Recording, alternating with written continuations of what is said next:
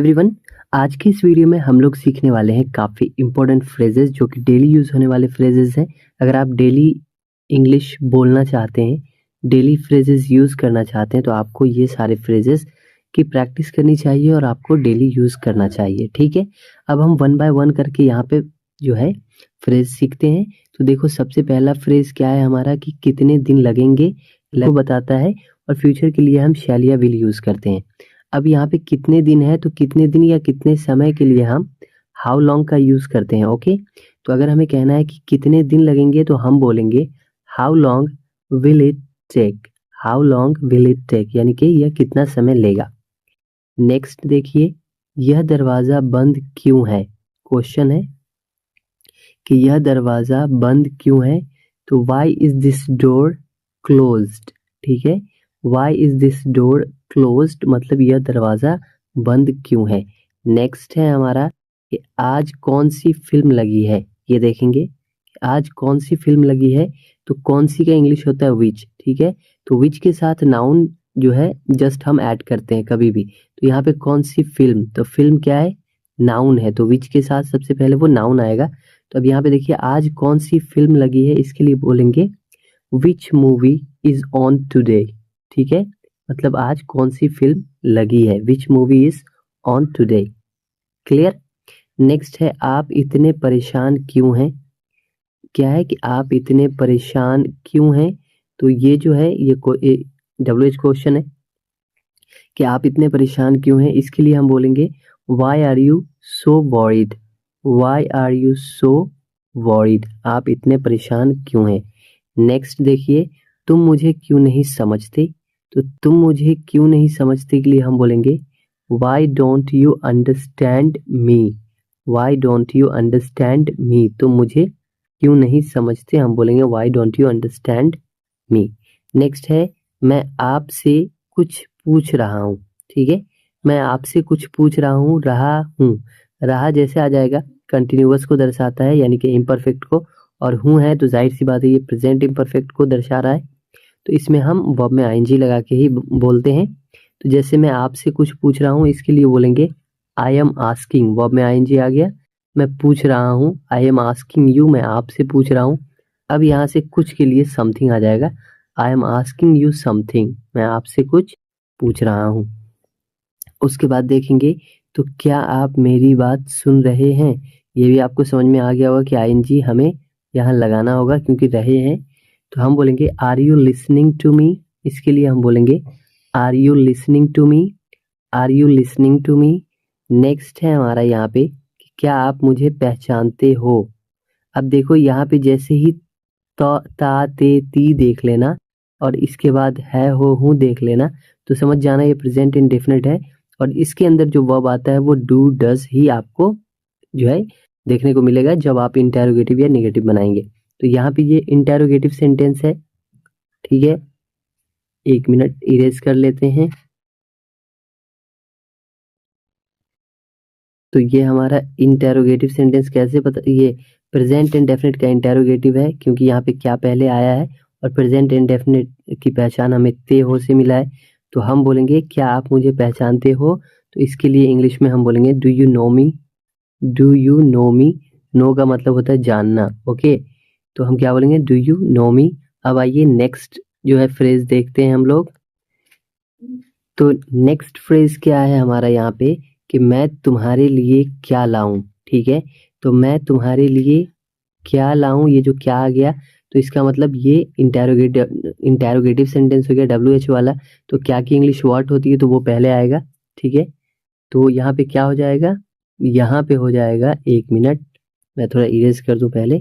तो मैं आपके लिए क्या लाऊं, तो इसके लिए बोलेंगे what do I bring for you. What do I bring for you, ये भी बोल सकते हैं, या फिर हम डू की जगह पे यहाँ देखेंगे शुड भी लगा सकते हैं। What should I bring for you, ठीक है। तो मैं तुम्हारे लिए क्या लाऊं, ये शुड यूज, डू हटा के शुड भी यूज कर देंगे तो हमारा सेंटेंस का जो मतलब वो सेम हो जाएगा कि what should I bring for you. Clear. उसके बाद देखिए, यह मोबाइल मैं चाहता था, यही मोबाइल मैं चाहता था।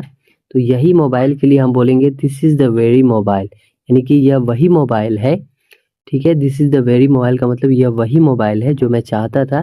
तो अब यहाँ पे चाहता था, तो था क्या है, पास्ट को डिनोट करता है, और ये चाहता है, तो जैसे ही चाहता था हो जाएगा तो हम वर्ब का सेकेंड फॉर्म लगाएंगे, तो वांट्स से बन जाएगा wanted. This is the very mobile I wanted, ये वही मोबाइल है जो मैं चाहता था। क्लियर? थोड़ा इरेज कर लेते हैं पहले। ओके, तो ये क्लियर हो गया। नेक्स्ट देखिए, ये मेरी पुस्तकें हैं, वे तुम्हारी पुस्तकें हैं। ये मेरी पुस्तकें हैं और वे तुम्हारी पुस्तकें हैं, इसके लिए बोलेंगे दीज आर माई बुक्स, ये मेरी पुस्तकें हैं, एंड दोज आर योर्स, और वो वे सब जो है वो तुम्हारी पुस्तकें हैं, तो हम बोलेंगे those are yours. These are my books and those are yours. ठीक है, नेक्स्ट देखेंगे, ये हो चुका है। ठीक है, ये 2 बार आया है। देखो, इन लड़कों में से हर एक स्कूल जाता है। जाता है मतलब प्रेजेंट इंडेफिनिट। ठीक है, इन लड़कों में से हर एक का इंग्लिश होता है ईच। ठीक है, तो इन लड़कों में से हर एक स्कूल जाता है, यानी हर एक लड़का स्कूल जाता है, इसके लिए बोलेंगे each one of these boys, यानी कि इन लड़कों में से हर एक, ईच का मतलब क्या हो जाएगा, हर एक। Each one of these boys goes to school, school जाता है। वर्ब का 5th फॉर्म गोज होता है। ओके, और प्रेजेंट एंड डेफिनेट में जब आप जो है पॉजिटिव सेंटेंस बनाएंगे, तो अगर सब्जेक्ट आपका, ये देखो, ये सब्जेक्ट अगर आपका सिंगुलर होगा तो वर्ब का 5th फॉर्म ही यूज होगा। तो ये चीजें ग्रामर के अंदर सीखेंगे, लेकिन अभी हम ये सीख रहे हैं कि इस फ्रेज को इंग्लिश में बोलेंगे कैसे। तो इन लड़कों में से हर एक स्कूल जाता है, इसके लिए बोलेंगे each one of these boys goes to school. Okay, next है हमने शिमला में खूब आनंद लिया। अब ये हमने शिमला में खूब आनंद लिया, तो लिया मतलब पास्ट। ठीक है, और क्या लिया, तो आनंद, यानी मजा लिया। तो मजा का वर्ब इंग्लिश क्या होता है, एंजॉय होता है, V1। लेकिन अगर आपने मजा लिया तो वर्ब का सेकेंड फॉर्म हो जाएगा। ठीक है, तो एंजॉय से बन जाएगा एंजॉयड। तो आप जैसे सेंटेंस देखेंगे कि हमने शिमला में खूब आनंद लिया, खूब मजा लिया, तो we enjoyed a lot in Shimla. अब देखो, ये खूब जो है ना, खूब का मतलब बहुत ज्यादा, तो बहुत ज्यादा के लिए हम अलॉट का यूज करते हैं। अलॉट का मतलब होता है खूब या बहुत ज्यादा। ठीक है, तो we enjoyed a lot in Shimla, Shimla में हम लोगों ने क्या किया, बहुत मजा किया। ओके, ये पास्ट एंड डेफिनेट है। नेक्स्ट देखेंगे, तुम्हारे रूखे व्यवहार से उसे चोट पहुंची है। ठीक है ना, तो ये जो तुम्हारे रूखे व्यवहार से उसे चोट पहुंची है, तो पहुंची है, जैसे ही आप देखेंगे कोई काम हो चुका है, चुका और है, तो वो हो जाता है प्रेजेंट परफेक्ट। ठीक है ना, और वहाँ हैज, हैव या हैड अकॉर्डिंग टू सेंटेंस लगता है। जैसे देखो, your rude behaviour has hurt him, यानी कि तुम्हारे रूखे व्यवहार ने उसे बहुत चोट पहुंचाया है। ठीक है, या उसे चोट पहुंची है, सेम बात है। तो योर र्यूड बिहेवियर, आपके रूखे व्यवहार ने, हैज हर्ट हिम, उसे बहुत चोट पहुंचाया है।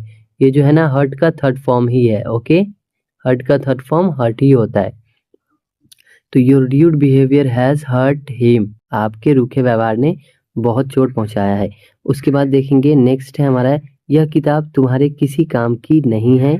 तो यह किताब तुम्हारे किसी काम की नहीं है, इसके लिए बोलेंगे this book is of no use to you. This book is of no use to you. ठीक है, तो अब आपको समझना ये है कि ये किताब तुम्हारे किसी काम की नहीं है, तो दिस बुक आया है। अगर हम बोलेंगे यह पेन तुम्हारे किसी काम की नहीं है, तो हम क्या बोलेंगे, this pen is of no use to you. Okay, अब नेक्स्ट हम कुछ फ्रेजेस देखेंगे। ओके, तो यहाँ पे आप देखो, ये 3 क्लियर हो चुका है, ये और ये। अब हम यहाँ देखेंगे, तुम्हें अभी तुरंत जाना होगा। ठीक है, तुम्हें अभी तुरंत जाना होगा, इसके लिए हम बोलेंगे you will have to leave right away. ठीक है, you will have to leave right away, यानी कि तुम्हें अभी तुरंत जाना होगा। या फिर हम इसके लिए बोलेंगे you will have to leave right now. ठीक है ना, समझ में आ रहा है, you will have to leave right now, यानी कि तुम्हें तुरंत जाना होगा। ओके, नेक्स्ट है, देखिए, ये किताब किसकी है, क्वेश्चन किया जा रहा है, किसकी का हो जाता है हुज, तो हुज इज दिस बुक। ठीक है ना, ये किताब किसकी है, इसके लिए बोलेंगे whose is this book, whose is this book. Clear? Next देखो, आपसे ये उम्मीद नहीं थी, थी मतलब पास्ट, तो डिडंट का यूज करेंगे नेगेटिव के लिए। आपसे ये उम्मीद नहीं थी, इसके लिए बोलेंगे I didn't expect it from you, आपसे, ठीक है ना। एक्सपेक्ट का मतलब होता है उम्मीद करना, ठीक है ना। और तो यहाँ पे क्या है सेंटेंस कि आपसे ये उम्मीद नहीं थी, I didn't expect it from you, ठीक है ना। तो I didn't expect it from you यानी कि आपसे ये उम्मीद नहीं थी। नेक्स्ट देखेंगे, तुम्हारी आवाज़ बहुत अच्छी है। तुम्हारी आवाज़ बहुत अच्छी है, तुम्हारी आवाज़ का हो जाएगा योर वॉइस। वॉइस आवाज़ के लिए वॉइस यूज़ करते हैं। Your voice is pretty nice, your voice is pretty nice, ठीक है ना। तुम्हारी आवाज़ बहुत अच्छी है या आपकी आवाज़ बहुत अच्छी है, बोलेंगे your voice is pretty nice. अब देखिए नेक्स्ट है हमारा, मैं आपका हमेशा एहसानमंद रहूँगा। मैं आपका हमेशा एहसानमंद रहूँगा। तो जैसे ही गा आ जाएगा हम समझ जाएंगे ये फ्यूचर के लिए है और यहाँ पे शैल या विल ही लगेगा, ओके। तो मैं आपका हमेशा एहसानमंद रहूँगा, तो हमेशा का ऑलवेज होता है। तो यहाँ पे देखेंगे I will be indebted to you, ठीक है। हम आगे फॉर एवर ऐड कर सकते हैं हमेशा, ठीक है ना।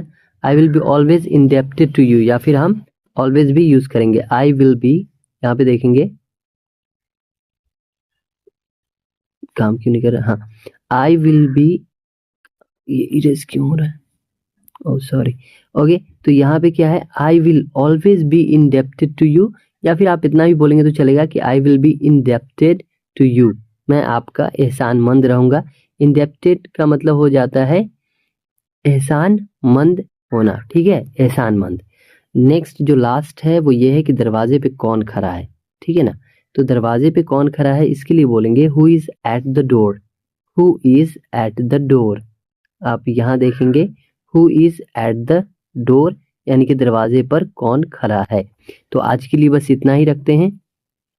आपको चाहिए कि आप इन सारे फ्रेजेस को लिख लो और अच्छे से याद करो। जितना प्रैक्टिस करेंगे आपकी इंग्लिश उतनी अच्छी होगी और आपका उतना ज़्यादा कमांड इन सारे फ्रेजेस पे होगा, तो आप आसानी से बोल पाएंगे। तो आज के लिए बस इतना ही रखते हैं। आपको ये वीडियो कैसा लगा कमेंट बॉक्स में ज़रूर बताइएगा।